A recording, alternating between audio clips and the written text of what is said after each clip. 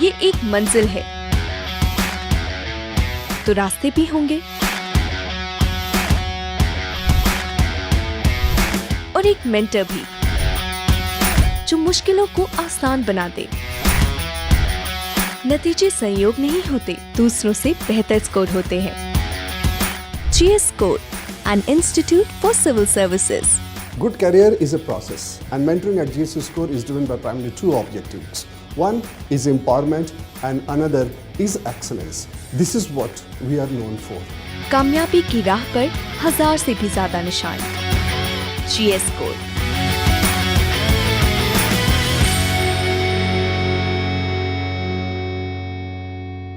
मेरा नाम परसनजीत कौर है और मैं डिस्ट्रिक्ट पुंछ से बिलोंग करती हूँ, जम्मू एंड कश्मीर से। मेरा UPSC 2022 में 11th रैंक है। जहाँ तक मेरी एजुकेशनल बैकग्राउंड की बात है तो मेरी स्कूलिंग मेरी होम डिस्ट्रिक्ट से हुई है। मेरी ग्रेजुएशन जो है वो साइंस में है from government degree college Poonch, and उसके बाद मेरा पोस्ट ग्रेजुएशन है केमिस्ट्री में फ्रॉम यूनिवर्सिटी ऑफ जम्मू। जहाँ तक मेरी फैमिली बैकग्राउंड की बात है, मेरे पेरेंट्स दोनों ही मेडिकल डिपार्टमेंट में एम्प्लॉयड हैं under state government. Preparation strategy जो थी मेरी वो प्रीलिम्स, मेंस और इंटरव्यू तीनों स्टेजेस में डिवाइडेड थी, जैसे कि किसी भी कैंडिडेट की होती है। इन तीनों कोर्सेज में कुछ स्टैंडर्ड बुक्स मैंने प्रेफर की, जिस तरीके से पॉलिटी के लिए M लक्ष्मीकांत हो गया, या फिर आर्ट एंड कल्चर के लिए नितिन सिंघानिया सर का टेक्स्ट बुक था, हिस्ट्री के लिए मॉडर्न हिस्ट्री के लिए स्पेक्ट्रम हो गया, ज्योग्राफी के लिए माजिद हुसैन सर का टेक्स्ट बुक था, या फिर एनवायरमेंटल साइंस के लिए शंकर IAS की बुक हो गई। ये सब मेन बुक्स थी जो मैंने फॉलो की।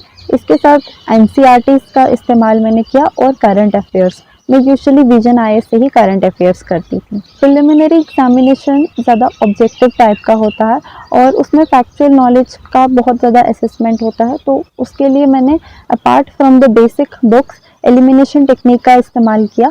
जहाँ कहीं पर लगता था कि कुछ एक्सट्रीम वर्ड्स हैं तो उनसे ऑप्शंस को एलिमिनेट करके मैं आंसर तक पहुंची, और इन जनरल मैंने 88 to 90 क्वेश्चंस अटेम्प्ट किए थे। जहाँ तक GS1 की बात है, हिस्ट्री के पोर्शन के लिए मैंने स्पेक्ट्रम इस्तेमाल की थी, और ज्योग्राफी के लिए as I mentioned Majid Hussain sir का टेक्स्ट बुक और क्लास 11th और 12th का NCERT था।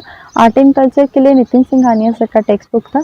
इसके साथ जितने भी बाकी टॉपिक्स होते थे उनका मैं जो है वो गूगल से, डिफरेंट वेबसाइट से 1 पेज की समरी प्रिपेयर करती थी और उसी से आगे स्टडी करती थी। जहाँ तक GS2 की बात है तो उसमें पॉलिटी के लिए तो जो है वो M लक्ष्मीकांत सर का टेक्स्ट बुक था। इंटरनेशनल अफेयर्स जो हैं वो तो करंट से कवर किए जाते हैं, और बाकी जो गवर्नेंस के टॉपिक्स होते थे वो अगेन मैं उनके 1 पेज समरी बनाती थी। GS3 की बात की जाए तो उसमें इकोनॉमी के लिए मैंने रमेश सिंह पढ़ा था, और एनवायरमेंटल साइंस के लिए शंकर IAS का टेक्स्ट बुक। डिज़ास्टर मैनेजमेंट का टॉपिक मैंने विजन IAS से कवर किया था। और उसके बाद अगर GS4 की बात की जाए एथिक्स की, तो वहाँ पे मैंने लेक्सिशन से बेसिक जो एथिक्स पढ़ी जाती है वो पढ़ी थी, और उसके बाद आंसर सॉल्विंग के लिए प्रीवियस ईयर्स टॉपर्स के आंसर पेपर्स को स्टडी किया था और वहाँ से स्ट्रैटेजी डिवाइस की थी। आंसर राइटिंग की बात की जाए तो ये एक कंटिन्यूस प्रोसेस होती है। ऑफन जो फर्स्ट आंसर लिखा जाता है वो वर्स्ट आंसर होता है, और आंसर्स के लिए मैं प्रीवियस ईयर्स जो टॉपर्स होते हैं उनके आंसर शीट्स को स्टडी करती थी, और उनके आंसर शीट्स को स्टडी करके then I used to write. हर डे करीब 5 to 6 आंसर्स मैं लिखती थी। जहाँ तक नोट मेकिंग की बात है तो मैंने डिजिटल नोट्स नहीं बनाए हैं, मैंने हैंड रिटन नोट्स बनाए थे, क्योंकि मुझे लगता था कि हाथ से लिखी हुई चीज़ ज़्यादा अच्छे से रिटेन होती है। जो भी चीज़ मुझे लगता था कि ये मुझे भी रिटेन नहीं हो रही है तो मैं उसको हैंड रिटन करके नोट्स कंपाइल कर देती थी। So far as notes making is considered, मैं ये कहूँगी कि पहले हमें किसी भी टेक्स्ट बुक को 2 to 3 रीडिंग्स देनी चाहिए, और उस 2 to 3 रीडिंग्स के बाद हमें उस मटेरियल का कंटेंट पता चल जाता है। इसके बाद जो चीज़ हमें लगती है कि शायद हमें याद नहीं होगी उसको हमें पेन डाउन कर देना चाहिए, और फिर हमें उसको स्टडी करना चाहिए, एंड फिर स्लोली एंड ग्रेजुअली आपको सारे टॉपिक का आइडिया लग जाता है। जबकि मेरा मास्टर्स इस दौरान कंटिन्यू था तो मैं सिविल सर्विसेज के लिए फुल फ्लेज्ड प्रिपरेशन नहीं कर सकती थी, बट ऑन एन एवरेज में पर डे करीब 7 to 8 आवर्स सिविल सर्विसेज की प्रिपरेशन के लिए देती थी, और इस टाइम को मैं मॉर्निंग सेशन में और इवनिंग सेशन में जो है वो डिवाइड कर देती थी। और apart from studying new things मैं एडिक्वेट टाइम रिवीजन को भी दिया करती थी। मैं ये कहूँगी कि एज ह्यूमन बींग्स हमारा हर एक डे जो है वो डिफरेंट होता है, और एक सेट टाइम टेबल से शायद हम कुछ नहीं कर पाएंगे। तो मैं ये कहूँगी कि हमें हर डे का इनफैक्ट अपना रूटीन बना लेना चाहिए कि आज हमें कितने टारगेट्स को अचीव करना है और कितने टारगेट्स को अचीव करना। उससे एक तो हमारा प्रिपरेशन भी ठीक रहेगा और दूसरा किसी तरीके का स्ट्रेस भी नहीं होगा। सिविल सर्विसेज के लिए बहुत से डूज एंड डू नॉट्स होते हैं। सबसे पहली बात तो ये होती है जो डू में आ जाती है कि हमें सिलेबस को अच्छे से अंडरस्टैंड करना है। सेकेंड डू ये रहता है कि प्रीवियस ईयर्स क्वेश्चन पेपर्स को जो है वो अंडरस्टैंड करना होता है, क्योंकि उससे हमें क्वेश्चंस की डिमांड पता चल जाती है। इसके साथ आई थिंक जो थर्ड इम्पॉर्टेंट डू है वो ये रहेगा कि हमें अपने सिलेबस, हमें अपने सोर्सेज को हमेशा लिमिट करके रखना चाहिए, क्योंकि जितने ज़्यादा सोर्सेज हम प्रेफर करेंगे हम कंफ्यूज हो जाएंगे। And fourth thing I think which is very important in the do section is that कि हमें आंसर राइटिंग के ऊपर फोकस करना चाहिए, क्योंकि mains is all about answer writing. जहाँ तक डू नॉट्स की बात है तो मैं ये कहूँगी कि हर एक सोर्स के पीछे ना भागना सबसे बड़ा डू नॉट है। सेकेंड चीज़ ये रहेगी कि अपनी आंसर राइटिंग को अवॉइड करना, ये भी एक बहुत बड़ा डू नॉट रहेगा। मेरा इंटरव्यू 18 अप्रैल को था और मुझे बहुत से एरिया से क्वेश्चन पूछे गए थे।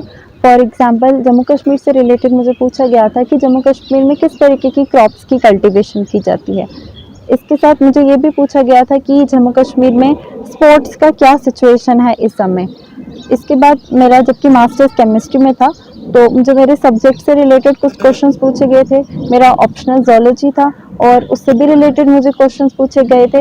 ये सब इंपॉर्टेंट एरिया से, और इसके साथ करंट अफेयर्स को भी कवर किया गया था इंटरव्यू में। इंटरव्यू में जैसे ही इंसान एंटर करता है तो बहुत ज़्यादा स्ट्रेस होता है और बहुत ज़्यादा प्रेशर भी बिल्डअप हो जाता है, क्योंकि ये इंटरव्यू एक डिसाइडिंग स्टेज होती है कि आप कहाँ जाने वाले हैं। लेकिन फिर अल्टीमेटली इसको अच्छे से कॉप करके ही हैंडल किया जाता है। जहाँ तक मेरे इंटरव्यू की बात है तो मुझे जम्मू कश्मीर की सिक्योरिटी रिलेटेड क्वेश्चंस बहुत ज़्यादा पूछे गए थे और इसके साथ मुझे आई थिंक मेरा मास्टर्स जबकि केमिस्ट्री में था तो मुझे ये पूछा गया था कि why have you taken zoology as your optional and not chemistry. Optional subject बहुत ज़्यादा इंपॉर्टेंट होता है, क्योंकि फाइनल मेरिट लिस्ट में आने में इसका एक बहुत इंपॉर्टेंट रोल रहता है और इसकी सिलेक्शन बहुत प्रॉपर होनी चाहिए। मैंने अपना ऑप्शनल जोलॉजी रखा था और इसके पीछे के बहुत से रीजंस थे, बट सबसे इम्पॉर्टेंट रीज़न मैं जो कहूँगी वो ये था कि मेरी प्रिपरेशन सेल्फ सेंटर्ड थी। तो जब मुझे स्टडी मटेरियल ढूंढना था तो I was able to find it only for zoology in much abundance as compare to chemistry which was my masters subject. तो इसलिए मैंने जो है वो जोलॉजी को ऑप्ट किया था।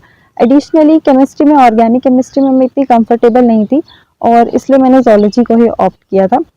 जहाँ तक सोर्सेज की बात है तो जोलॉजी को कवर करने के लिए मैंने अपने ग्रेजुएशन का मटेरियल पढ़ा था, जिसमें कि कुछ इंपॉर्टेंट बुक्स जैसे एच.एन. श्रीवास्तव सर की टेक्स्ट बुक आती है या फिर आर.एल. कोटपाल सर की बुक आती है या शास्त्री सर की बुक आती है, वो सब इंपॉर्टेंट टेक्स्ट बुक्स थी।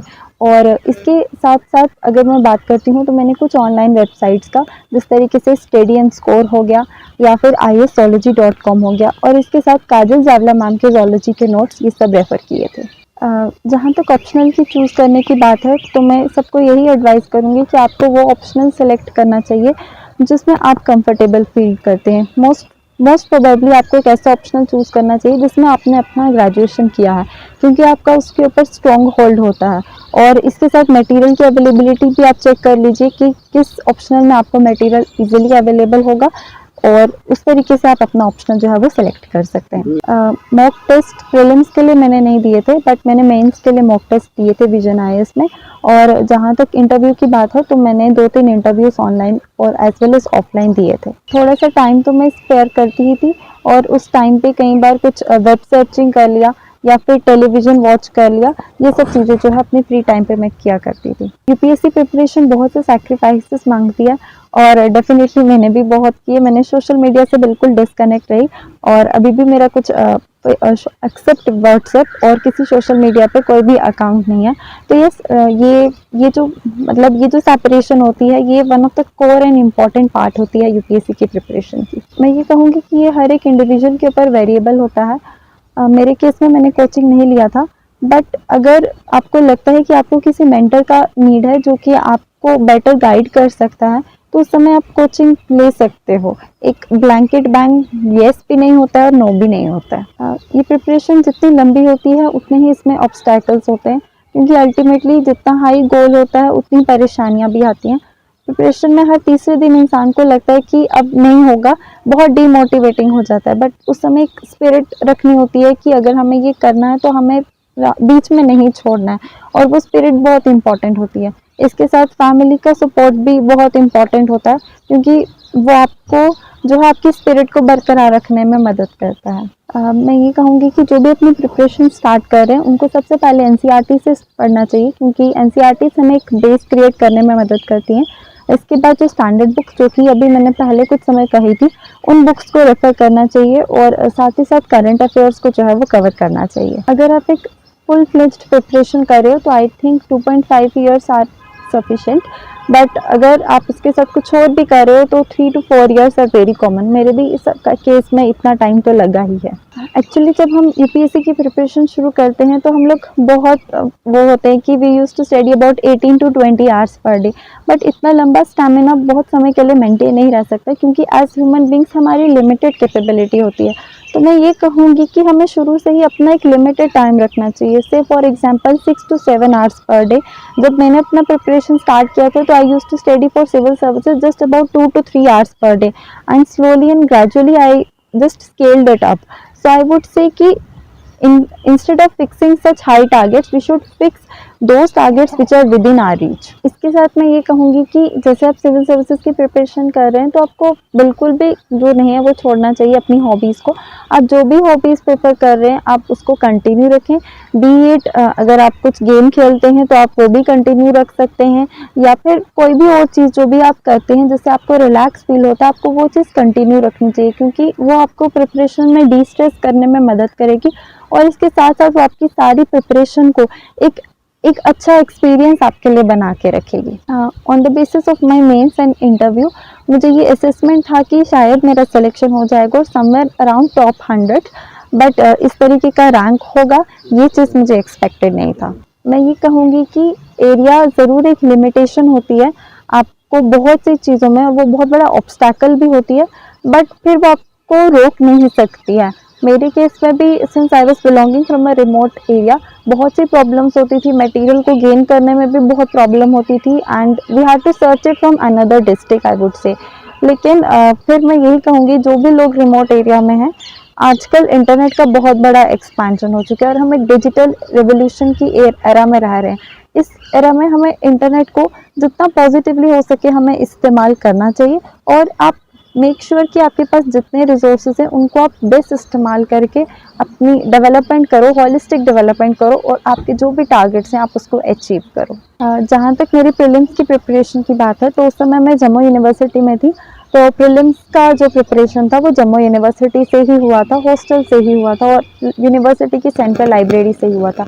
But so far as mains and interview was considered, वो मेरा सेल्फ सेंटर्ड था और वो मैंने अपने घर से ही प्रिपरेशन की थी। जहाँ तक कंटेंट की बात होती थी तो कई बार कुछ चीज़ें जो है वो समझ नहीं आती थी, पर्टिकुलरली अगर ज्योग्राफी या इकोनॉमिक्स के बहुत से कंसेप्ट्स होते हैं तो वहाँ पे भी मैं वो टॉपिक गूगल कर देती थी। फॉर एग्जांपल अगर हमें लैंडफॉर्म्स को स्टडी करना होता था तो आई जस्ट गूगल डिट की लैंडफॉर्म्स, उसके बाद आगे यूपीएससी लिख के, तो बहुत से आपके पास ऑनलाइन आपको मिल जाता है मटेरियल, तो मैं वहाँ से उनको पढ़ा करती थी।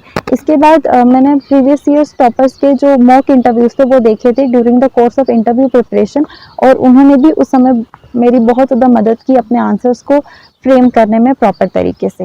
मैंने जबकि कोई एक पर्टिकुलर वेबसाइट नहीं फॉलो की थी तो मैं ऐसे नाम नहीं ले सकती, बट हमारे पास बहुत सी ऑनलाइन वेबसाइट्स होती हैं, B it vision IAS, B it insights in India, B it clear IAS, B it Byju's.